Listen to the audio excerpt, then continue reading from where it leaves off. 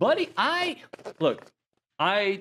think A&M should have been a higher seed, but I knew they weren't going to change it once it was set last week. Yeah. Right? Unless, Texas Tech lost or something, right? Like something mammoth above them had to have happened that would have, changed it. But for where we are, I think the best possible matchup was either Alabama or Miami, and I prefer the Miami matchup, and I hope that doesn't bite me in the butt, because I feel like Mario beats himself often. I'm not sure if Kalen DeBoer beats himself.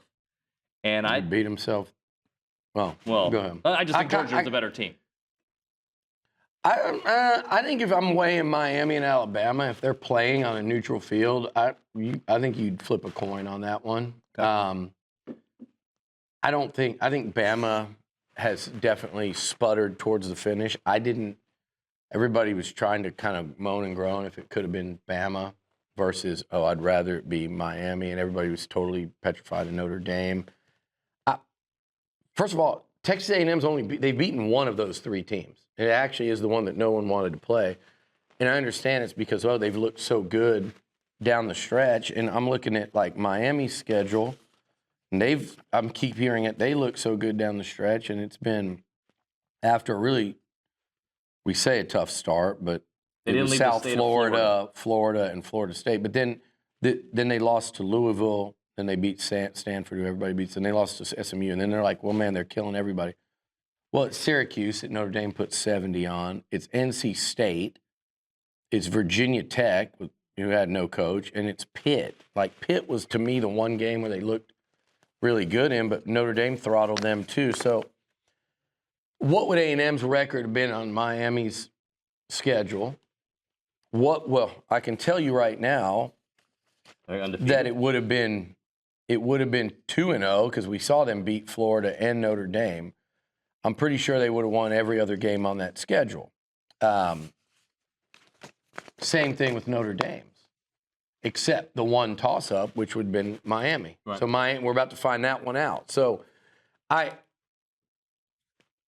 to me, Miami, Alabama, even Notre Dame, we were just really scared of Jeremiah Love and the run defense, and all that. But, even Notre Dame, I think I would have said, let's play them at home. I think all three games would have been toss-up football games, including this Miami one. And I think that get them at home, that's the edge for this defense, this quarterback, and this football team. I would like A&M's chances slightly against all of them, including Notre Dame, who we'll talk about in a minute. So for me, it wasn't jumping for joy in getting Miami. Look, there wasn't anything really, to me, new with any of the three. You haven't played Alabama the last 2 years, but we're very familiar with them. You played Miami in a home-and-home very recently. And obviously you played Notre Dame this year and last year. So it wasn't anything of that's something new, that's something sweet. I didn't like the idea of having to prove yourself against Notre Dame twice in one season. And when I saw Alabama come up against OU, I was thinking these jackasses just set up two rematches when all they had to do was flip-flop Bama and Notre Dame after Bama got smoked. That's all they had to do. They pulled out the wild card and Uno, boom, and they said, nope, it's Miami. So here's the thing, too. I think A&M should have been the 4 seed. I knew they weren't, but I mean, based on metrics, the jackasses criteria, the collection of jackasses that make up the committee. Hunter Yurchek, if I'm Arkansas, I am hitting fast forward on how quickly I can get. That guy showed his incompetence and just complete and total ineptitude every time they put him in front of a camera. And he represents the committee. So everyone on that committee should be ashamed of themselves. Not for what they did to A&M. I think A&M didn't get just egregiously slighted in this thing. Let me make that clear. And you don't know, let's say they moved him up to 6, which I felt like I don't know resume-wise that they should necessarily be ahead of them. I think they're pretty equal, but probably slightly ahead of them. But when you take out Ole Miss's coach and they're not even going to account for that, seemed weird to me. Another rematch, by the way.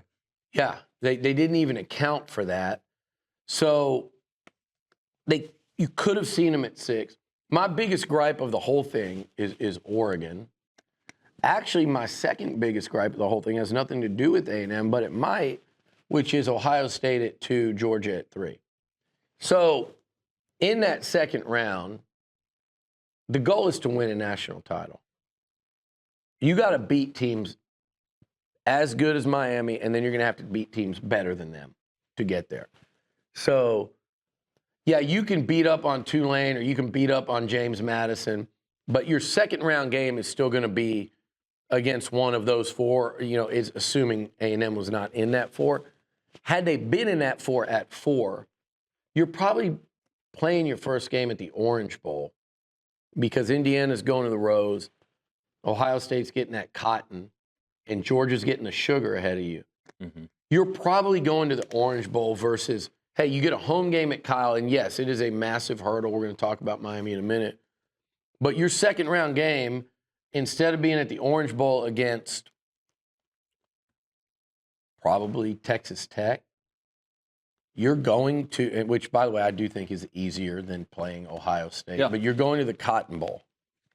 Like, I don't hate the thing. You could have been in such a draw, like you get that 6 seed that we think A&M probably should have gotten, where you're going to the Sugar Bowl in the second round against a Georgia team that I think absolutely should be ranked ahead of Ohio State right now with how they're playing. And you'd be getting that mobile quarterback in Gunnar Stockton, a QB run game, all of this stuff. Kirby Smart as the head coach. Like, I think there are worse situations that A&M could have gotten, and this to me is the most fun situation.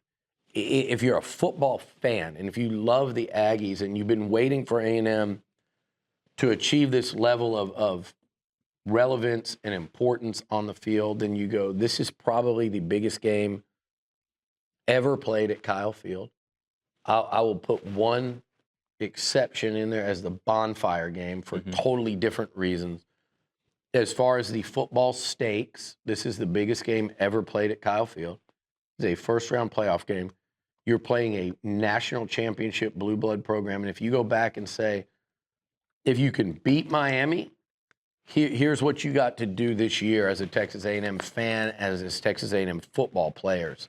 If you're a player on this team, you got to play in a season. At a minimum, if you beat Miami, minimum, we won't project them past Ohio State. If you win this home game, you get to go through a season as a player or a fan. Or you play Notre Dame in South Bend. You play the Florida Gators and all their history. You play LSU in Death Valley and all their history and mystique. You play Texas. On a Friday night, unfortunate result, but Friday night against the Longhorns with the whole world watching. You play the U, and if you win that game, you play the Ohio State in Jerry World, like the ninth wonder of the world, whatever it is. So what a showcase for your program. And I'm not thrilled with 11 a.m. I actually would have preferred like some midday range where it turns into night at Kyle Field. But consider this. The reason they do that, it has nothing to do with A&M. That's NFL thing. TV is trying to put the weaker games up against the NFL. So as to not hurt those ratings. It's not about, we're going to put A&M in Miami so they're not competing against the NFL. It's actually, they don't want the high-profile college games in that window. I would obviously, again, prefer, but here's the thing. The 11 a.m., and, what are you talking about then? You're probably talking, I don't know this for sure, but you could be seeing College Game Day. You could be seeing SEC Nation, like the shows that just roll into the game. This could be a big, big event. And it will be everyone watching around the country. It is a high-profile week. It is the highest profile, I think. Bama, OU, same.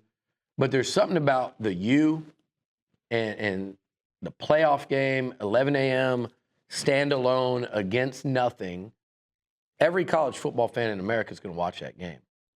So I think it's a massive event. I think it's going to be a crazy weekend, and it's actually a tremendous opportunity if you said you can play at home and then you can go to Dallas and play the defending national champs in the Cotton Bowl. Like, what are we even?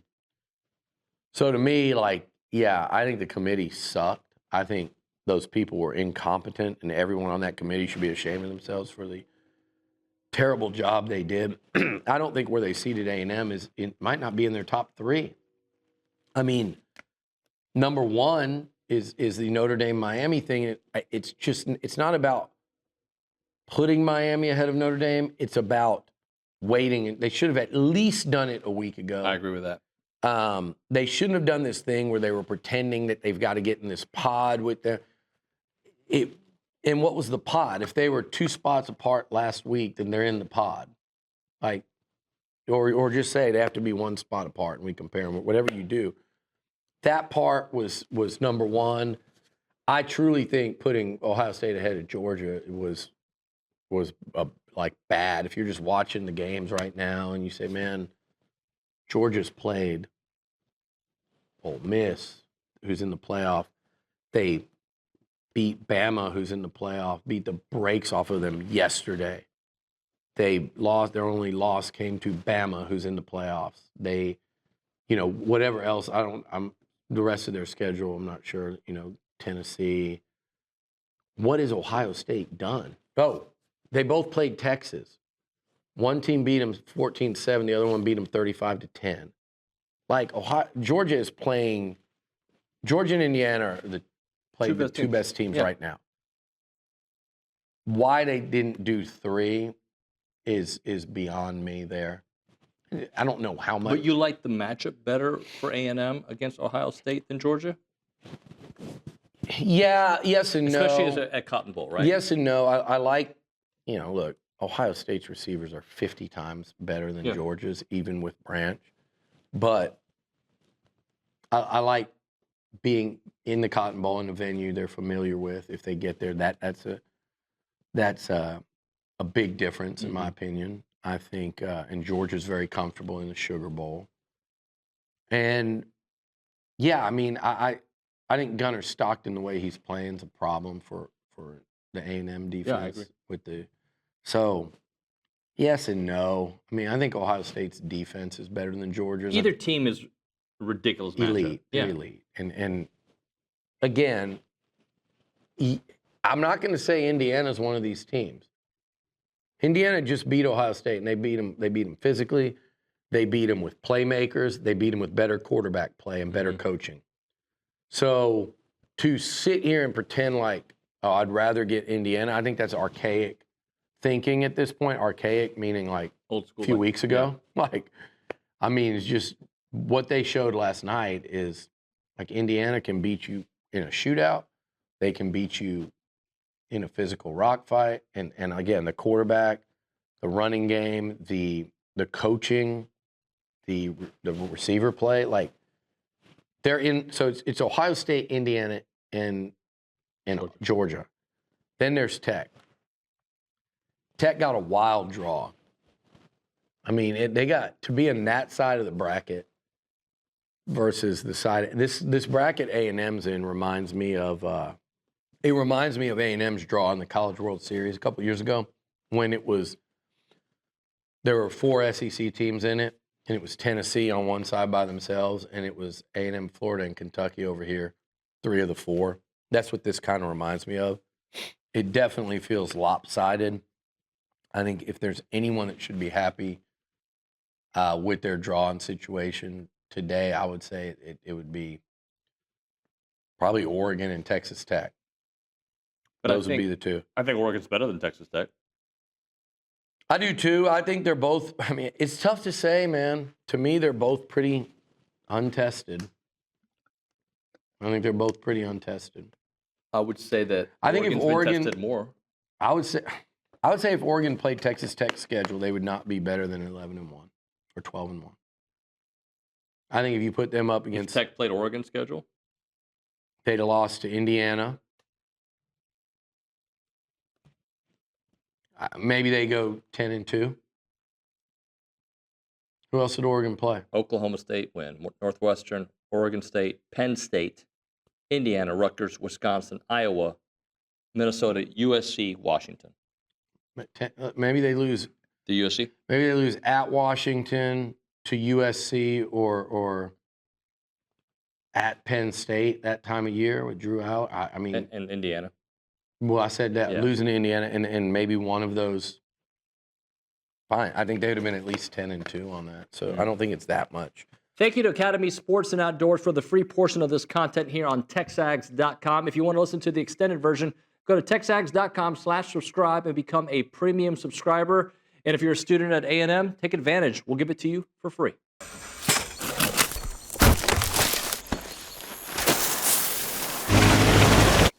The hardest part? Sitting still.